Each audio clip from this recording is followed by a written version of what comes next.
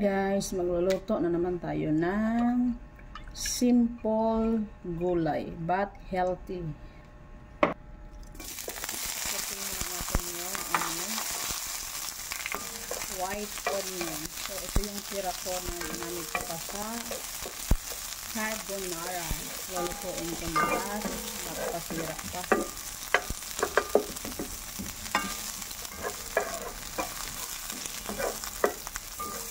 And then tomato.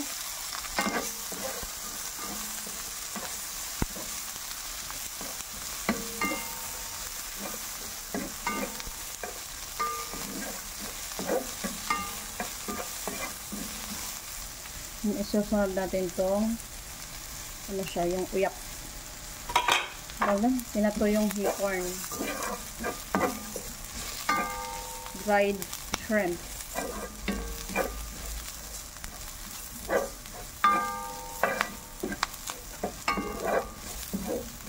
Sabi muna natin siya until na masatisfied tayo. Char! So ito yung aking breakfast.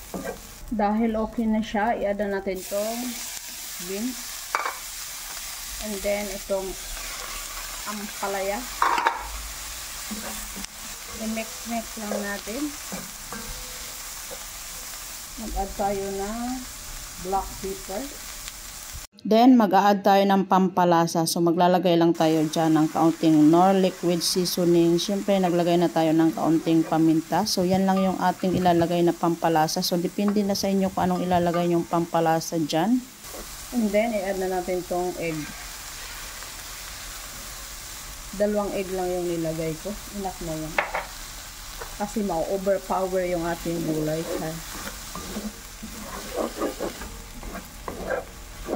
Pag okay na yung egg, titikman natin kung okay na siya. Okay na ang once na naglagay na ako ng liquid seasoning, hindi na ako naglalagay ng iba pang pampalasa. Depende na lang kung matabang siya.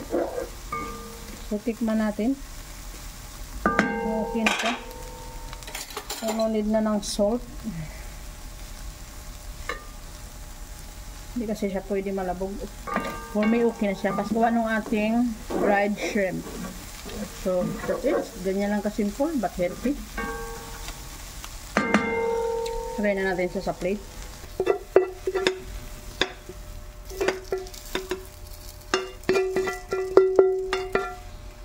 Kung gusto nyo yung medyo may sabaw, pwede nyo lagyan ng water. Pero sa akin, gusto ko lang yung ganitong luto. Stir fry.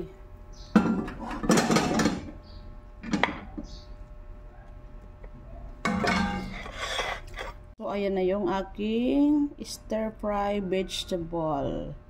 Apaka-simple. Ready na ang aming breakfast. Let's eat everyone. Thank you for watching. See you on my next video.